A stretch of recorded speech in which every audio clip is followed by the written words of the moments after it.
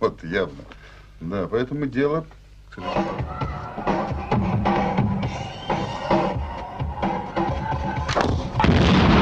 Halo Yutenjo, dengan saya Maman. Kali ini saya akan menceritakan film yang berjudul The Rifleman of the Voroshilov Regiment yang dirilis pada tahun 1999. Oke, tanpa panjang lebar, kita langsung saja ke filmnya sob. Namun, sebelum menuju ke filmnya, saya minta dukungannya dengan klik tombol subscribe dan nyalakan loncengnya ya. Если, конечно, он захочет стрелять в окно. Бежать тебе надо. Без Film ini akan berfokus kepada seorang pria tua yang bernama Ivan Pandrovic. Ivan sendiri tengah menjalani kehidupan santai dan damai sebagai veteran marinir sekaligus mantan penembak jitu terbaik. Ivan tinggal dengan cucunya yang bernama Katia.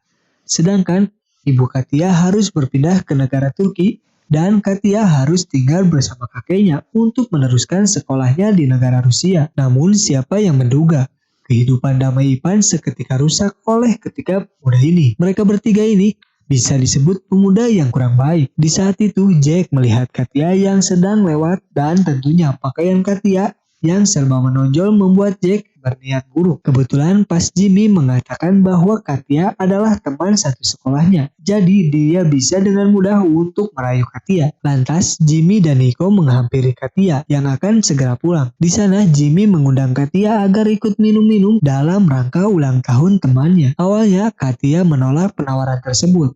Namun mereka berdua tetap memaksa dan bahkan sampai memohon-mohon di hadapan Katia. Merasa tidak enak, akhirnya Katia pun mengiyakan keinginan temannya. Setelah masuk dalam apartemen itu, Katia langsung disuguhi makanan dan minuman. Namun, Katia menolak untuk meminum alkohol yang akan membuatnya mabuk. Setelah berbincang-bincang, Jimmy meminta Katia untuk bernyanyi sebagai penghormatan kepada yang ulang tahun. Dan saat dia sedang bernyanyi, tanpa dia sadari, Jimmy mencampurkan minuman Katia dengan arak yang akan membuatnya mabuk berat. Di sana, Jimmy menyuruh Katia untuk segera meminumnya. Dan setelah meminumnya, Katia mulai merasakan tidak enak badan. Mungkin Katia sudah merasakan mabuk nih.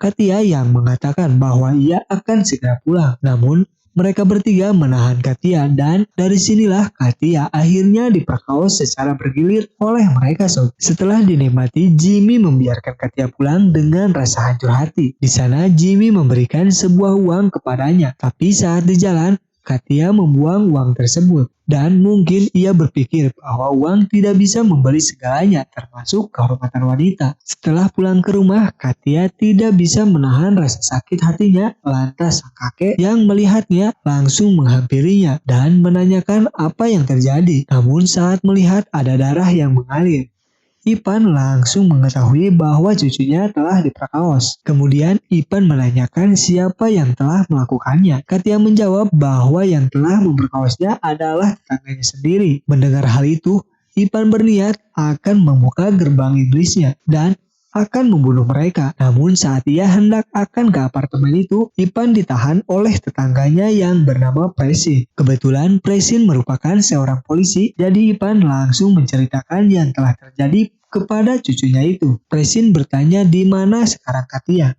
Lantas Ivan menjawab bahwa Katia sedang mengeram diri di kamar mandi. Mendengar hal tersebut, Presin mengatakan bahwa kasus ini akan sulit jika Katia menghapus lukanya, dan untuk memenjarakan pemuda tersebut tentunya Ivan butuh bukti yang kuat. Tapi karena hal ini adalah kasus kriminal, Presin bersedia untuk menyelidiki kasus ini dan meminta Ivan tetap tenang. Tidak lama, Presin langsung melaporkan kasusnya tersebut kepada atasannya. Dan di sana, para polisi pun menggerebek para pemuda itu. Semua orang di sana diinterogasi oleh komandan polisi. Namun tidak lama kemudian datang seorang pria yang bernama Kolonel Jimmy. Dan ternyata orang tersebut adalah ayah dari Jimmy. Tak ingin polisi memenjarakan anaknya. Begitu saja, lantas kolonel itu memberikan kesepakatan terhadap komandan polisi. Jika ia menutup kasus ini dan tidak memenjarakan anaknya, maka sang komandan akan mendapatkan gaji yang lebih besar. Awalnya sang kapten menolaknya karena ia masih menyimpan rasa keadilan. Namun, karena terus didesak, akhirnya ia tidak bisa menolak. Dan yang paling parah, mereka bertiga dinyatakan tidak bersalah sob. ia takut cucunya akan mengalami depresi sehingga membuat kejiwaannya terganggu. Terlebih setelah kejadian itu, Katia sering mengurung diri di kamar mandi. Tak ingin cucunya kenapa-napa.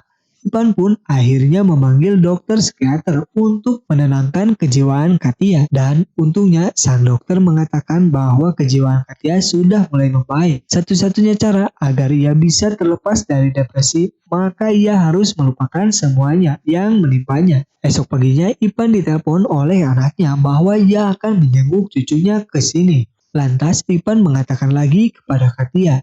Tapi karena masih depresi, Katia tidak merasakan kebahagiaan sedikit pun atas berita ini. Kemudian, Ipan memberitahu bahwa pihak penyelidik meminta Ipan datang ke kantor untuk menjelaskan semuanya karena ada sebagian pihak yang bertanggung jawab atas kasus ini. Namun, Katia sudah putus asa, malah ingin membiarkan semuanya berlalu. Ipan yang tidak terima atas perlakuan pemuda itu, ia pun mengatakan bahwa ini semua tidak bisa dibiarkan begitu saja dan mereka akan mendapatkan hukuman yang setimpal.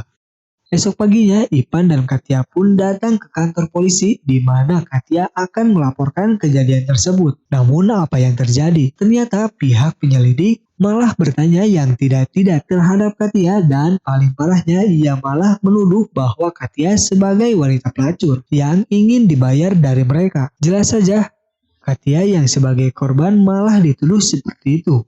Dan itu membuat Katia semakin hancur. Jadi ternyata pihak penyelidik sudah disuap oleh sang kolonel agar tidak memperpanjang kasus ini. Ipan yang mendengar hal itu tentu saja membuat diagram dan berniat akan membawa kasus ini ke meja hijau. Pada esok harinya Ipan melewati pemuda itu dan dengan sengaja Ipan menatapi mereka dengan tatapan yang dendam. Lantas Jack pun bertanya, apa yang sedang kamu lakukan orang tua? Dan Ipan pun menjawab bahwa ia sedang melihat kelakuan kotor mereka. Tapi para pemuda itu menghiraukannya begitu saja. Singkat cerita, Ipan mendatangi pihak pengadilan untuk meminta tuntutan atas pemuda tersebut. Dengan semua penghargaan yang Ipan dapat, ia berharap jaksa bisa menghormatinya sebagai pahlawan negara dan akan membelanya dalam kasus ini. Namun, apa yang terjadi? Pihak jaksa tersebut menolak karena semua fakta telah dikumpulkan dan fakta tersebut malah mengatakan bahwa Katia memang sengaja ingin diperkosa oleh para pemuda tersebut demi uang. Jelas membuat Ipan semakin marah dengan fakta ini sob. Dan Ipan mengatakan kepada jaksa bahwa harga dirimu lebih murah daripada pelacur karena telah menjual belikan keadilan dengan uang yang tidak seberapa. Dan dari sinilah akhirnya Ipan membuka semua gerbang iblisnya, di mana dia berniat akan membalaskan dendamnya sendiri. Tapi Ipan kebingungan karena ia tidak memiliki apapun hingga akhirnya ia memiliki sebuah ide, di mana ia akan menjual lahan tanahnya untuk membeli sebuah senapan. Singkat cerita, akhirnya Ipan pun menjual tanahnya yang berada di desa dengan harga yang sangat murah. Setelah pulang, Katia langsung berkata bahwa sang kolonel datang ke rumahnya, memberikan uang, dan uang itu sebagai tanda permintaan maaf dan lebih jelasnya adalah tanda perdamaian. Namun, Ipan yang sudah sakit hati tidak terima dan langsung mengembalikan uang tersebut. Ipan mendatangi rumah sang kolonel dan melemparkan uang itu. Ipan pun berkata bahwa uang tidak bisa membeli semuanya. Scene kemudian berlanjut di rumah Ipan saat sedang makan siang dengan cucunya. Terlihat kondisi Katia sekarang sudah agak membaik nih sob. Sepertinya ia membiarkan semuanya berlalu, namun tidak akan membiarkan ini begitu saja. Namun tekadnya untuk memberi para pemuda pelajaran sudah bulat. Di sana Katia berkata bahwa tetangganya menitipkan kunci apartemennya karena tetangganya akan pergi selama 3 minggu. Menyadari bahwa lokasi tetangganya sangat tepat, akhirnya Ipan pun memutuskan untuk mengeksekusi mereka di tempat itu. Kemudian Ipan pun pergi ke kota Moskow untuk membeli sebuah senjata tanpa pengetahuan cucunya. Ipan pun datang ke pedagang senjata mainan yang kebetulan orang tersebut adalah anggota geng. Mengetahui hal itu, Ipan memintanya untuk membeli sniper sungguhan. Akhirnya orang itu pun memberitahu Ipan di mana ia bisa membeli senjata tersebut. Tidak lama kemudian, Ipan akhirnya bertemu dengan salah satu geng penjual senjata. Lalu Ipan dibawa ke tempat perkumpulan mereka. Di sana Ipan memesan senapan SPD dengan peredamnya. Dan ia meminta 10 peluru. Akhirnya mereka semua mengantarkan Ipan ke tempat senapan itu berada. Dan di sana Ipan membangkitkan bakatnya kembali di sob. Нет, бать, так не пойдет.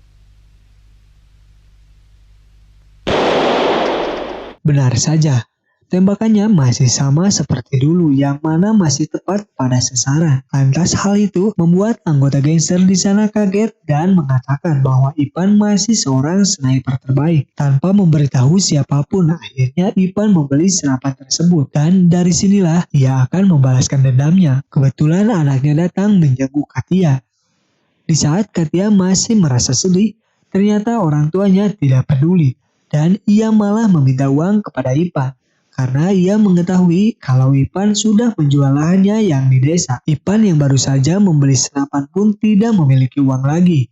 Dan di sini terjadi pertengkaran sehingga ibu Katia harus kembali ke Turki. Pada keesokan harinya ia pun mulai menjalankan misi balas dendamnya. Dan pertama-tama ia akan mengamati apa saja yang pemuda itu lakukan. Dan tidak lama para pemuda itu datang ke apartemennya.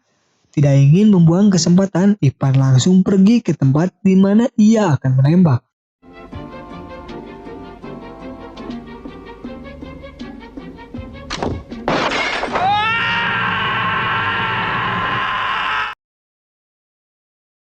Dengan hitungan yang matang, Ipan mampu menembak botol yang sedang dipegangnya dan tembakan itu akan menyebabkan botol itu pecah dan akan mengenai kepunyaannya. Hal ini dilakukannya agar tindakan ini seakan-akan seperti sebuah kecelakaan. Akhirnya Niko mengalami kerusakan pada alat vitalnya. Kemudian Ipan mulai membereskan semuanya dan dengan dinginnya Ipan kembali lagi bergabung dengan teman nongkrongnya seolah-olah ia tidak tahu apa-apa. Di sana ambulan datang untuk membawanya. Sedangkan Ipan lalu pergi dari tempat tersebut. Sementara di tempat lain, kolonel mendatangi apartemen itu. Di sana ia menanyakan apa yang sebenarnya terjadi. Namun mereka tidak mengetahui karena mereka tidak mendengar ada suara tembakan ataupun ledakan dari manapun. Dan mereka berasumsi mungkin peristiwa yang tidak sengaja membuat botol itu pecah. Tapi di sini kolonel tidak percaya dan dia langsung mencurigai terhadap Ipan. Namun tetangganya Persin yang diberi tugas untuk menyelidiki kasus ini. Dari sini Persin sudah bisa menugas siapa pelakunya, namun ia belum bisa menuduh Ipan begitu saja karena ia perlu bukti kuat untuk membuka fakta siapa pelakunya. Pada esok harinya, Ipan melihat Jack yang datang dengan mobil barunya. Ipan pun tidak ingin membuang kesempatan itu. Ipan langsung menjalankan misinya lagi. Setelah sekian lama menunggu, akhirnya Ipan mendapati Jack yang akan pergi dan saat Jack menyalakan mobilnya,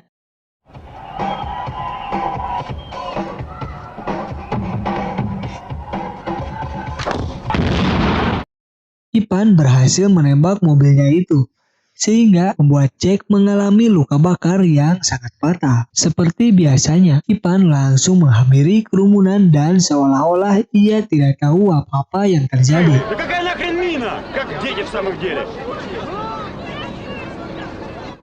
Sin kemudian berpindah ke tempat kolonel, di mana ia sudah menyadari bahwa ini adalah pembalasan dari Ipan, yang mana target selanjutnya adalah anaknya sendiri. Lantas kolonel memberitahu anaknya bahwa Ipan akan memangsanya. Ia diminta oleh ayahnya untuk tidak pergi kemana-mana dan tetap di rumah. Sang kolonel tidak mau anaknya mati oleh Ipan.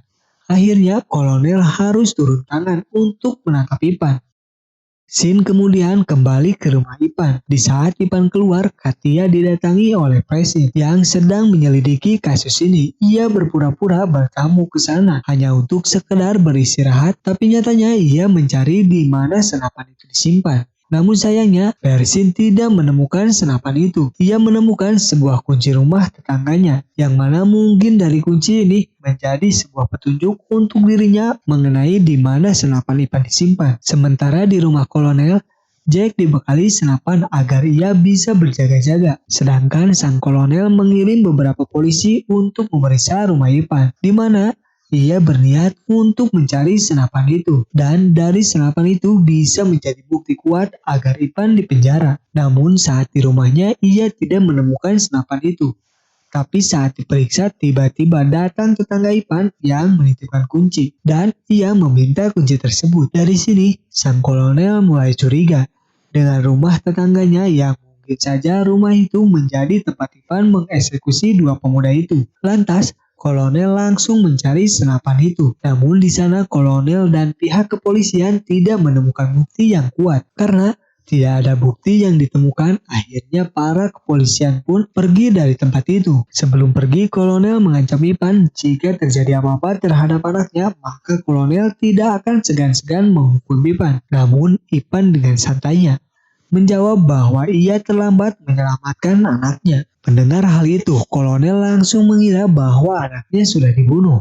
Hingga akhirnya ia langsung bergegas pergi ke rumahnya. Namun saat pulang ke rumah, pintu rumahnya dikunci hingga akhirnya ia terpaksa menembak kuncinya.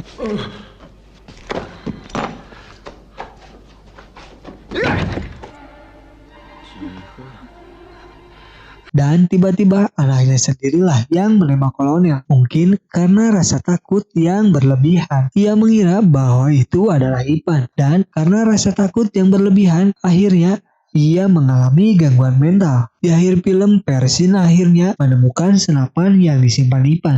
Tetapi di sini, Persin tidak akan menangkap Ipan. Malahan ia membiarkan Ipan bebas. Dan ia hanya ingin melenyapkan senapan tersebut. Akhirnya Ipan pun berhasil membalaskan semua dendamnya. Kemudian Ipan pulang ke rumahnya dan di sana rupanya kondisi Katia sudah mulai membaik sob.